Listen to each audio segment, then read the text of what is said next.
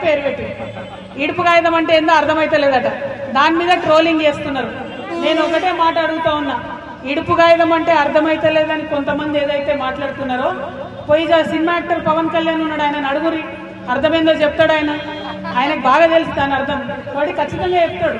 మా భాష మీద అవహేళన చేసినందుకే ఇలా రాష్ట్రం వచ్చింది.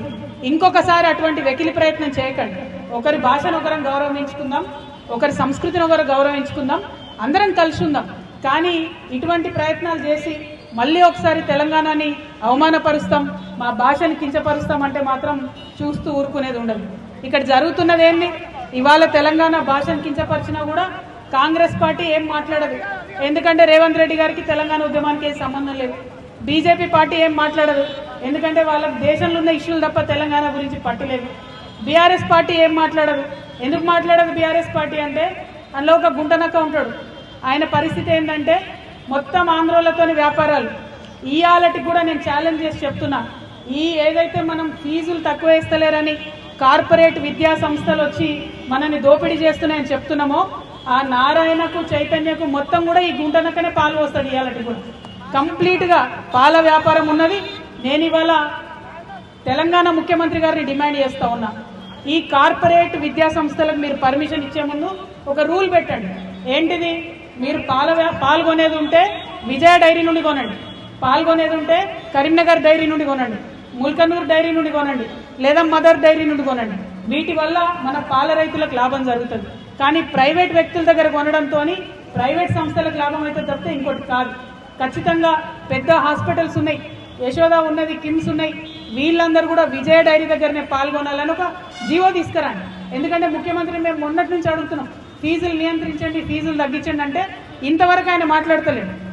కాబట్టి నారాయణ చైతన్య, ఈ హాస్పిటల్స్, ఈ మల్లారెడ్డి యూనివర్సిటీలు, వేల మంది స్టూడెంట్స్ ఉన్నటువంటి అందరూ కూడా విజయ డైరీ దగ్గర పాల్గొనాలనే ఆర్డర్ తేవాలని చెప్పి ముఖ్యమంత్రి గారిని నేను డిమాండ్ చేస్తున్నాను.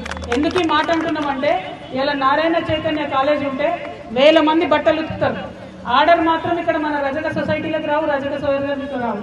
వాళ్ళు హెయిర్ కటింగ్ చేస్తారు వేల మంది పిల్లలకు. మన నాయి బ్రాహ్మణ సోదరులకు ఒక్క ఆర్డర్ కూడా రాదు. బోలెడన్ని వేలాది కుర్చీలు కొంటారు, ఒక్క ఆర్డర్ కూడా మన విశ్వకర్మలకు సోదరులకు రాదు. అంటే ఇక్కడ పెడతారు విద్యా సంస్థలు, ఇక్కడ పైసలు సంపాదిస్తారు, మరి ఇక్కడ వాళ్ళకి మాత్రం లాభం లేదు. టీచర్లు కూడా ఇవాళ 80% బయట నుంచి తీసుకొస్తా ఉన్నారు. అది కుదరదు. కేరళ నుంచి, ఆంధ్ర నుంచి, అక్కడిక్కడ నుంచి తీసుకొచ్చి టీచర్ జాబ్లు ఇస్తున్నారు. ఇప్పుడు నార్త్ ఇండియా స్కూళ్ళు వచ్చినాయి, వాళ్ళు నార్త్ ఇండియా నుంచి బాత్రూమ్లు కడిగేట వాళ్ళు కూడా తెచ్చుకుంటున్నారు. మరి ఇక లోకల్ వాడు ఏం చేయాలి చెప్పండి? ఖచ్చితంగా ఛత్తీస్గఢ్ నుంచి, బయట దేశాల నుంచి, బయట రాష్ట్రాల నుంచి తీసుకురావడం కాదు, లోకల్ ఎంప్లాయ్మెంట్ కావాలి. మన యొక్క లోకల్స్ యొక్క హక్కుల పరిరక్షణ కోసమే టీఆర్ఎస్ పార్టీ పనిచేస్తుంది. కాబట్టి మేము గల్లా ఎగిరేసి చెప్తున్నాం, ఈ అనకొండలు ఏవైతే ఉన్నాయో, ఏ అనకొండలైతే మన తెలంగాణ ఉద్యమాన్ని అడ్డుకున్నాయో, ఏ కార్పొరేట్ శక్తులైతే ఉన్నాయో వాటికి పాలు పోషిస్తున్నదే మన గుంటనక్క. అందుకే బీఆర్ఎస్ పార్టీ వాళ్ళు ఏం మాట్లాడరు దీని మీద. తెలంగాణను తిట్టినా మాట్లాడరు, తెలంగాణ బొమ్మను మార్చినా మాట్లాడరు, ఎక్కడెక్కడో సినిమా యాక్టర్లు వచ్చి మనల్ని అవమానం చేసినా మాట్లాడరు. వాళ్ళకి ఆ సోయి లేదు. తెలంగాణ ఉద్యమంతో పేగు బంధం తెగిపోయింది. కాబట్టి అలా రక్షణ సేన నుండి ఉద్యమకారులందరినీ కోరుతా ఉన్నాం, మీకోసం ముందుండి మేము పోరాటం చేస్తాం. ఆనాడే చెప్పిన నేను, ఉద్యమకారుల మీద ఒక లాఠీ పడాలంటే నన్ను దాటుకొని రావాలి, ఉద్యమకారులకు ఒక రబ్బర్ తూట తగలాలంటే అది నన్ను దాటుకొని రావాలి తప్పితే నీ దగ్గరికి రాదు. జూలై 2 నాడు బాజాప్తా పోదాం, భూ పోరాటం చేద్దాం, భూమిని ఆక్రమించుకుందాం, ప్రభుత్వ భూమిని. అది మీరు కష్టపడి కొట్లాడితేనే వచ్చినటువంటి భూమి ఆక్రమించుకొని ఉద్యమకారులకు పంచుకుందాం. అందరూ కూడా జూలై 2 నాడు జరిగేటటువంటి భూ పోరాటానికి తెలంగాణ వ్యాప్తంగా ఉన్న ఉద్యమకారులందరూ కూడా తరలి రావాలని కోరుతూ, మరి ఉప్పల్ అంటేనే ఉద్యమకారుల అడ్డా, ఇటువంటి అడ్డాలో జెండాలు బాతిండ్రు. ఇవాళ జెండా ఎగిరేసినాం, రేపటి నాడు ఎమ్మెల్యే కూడా ఖచ్చితంగా గెలుస్తాం. జిహెచ్ఎంసీ ఎన్నికలలో అన్ని డివిజన్లలో పోటీ చేస్తాం.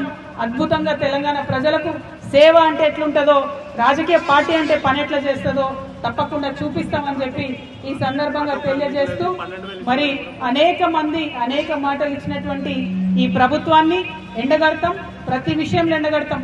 పెన్షన్ పెంచుతామన్నారు, పెంచలేదు. ఆటోలకు పైసలు ఇస్తామన్నారు, ఇయ్యలేదు. 2 లక్షల ఉద్యోగాలు ఇస్తామన్నారు, ఇయ్యలేరు. తులం బంగారం ఇస్తామన్నారు, ఇయ్యలేదు. మరి ఇవన్నిటిని కూడా మాట్లాడతాం.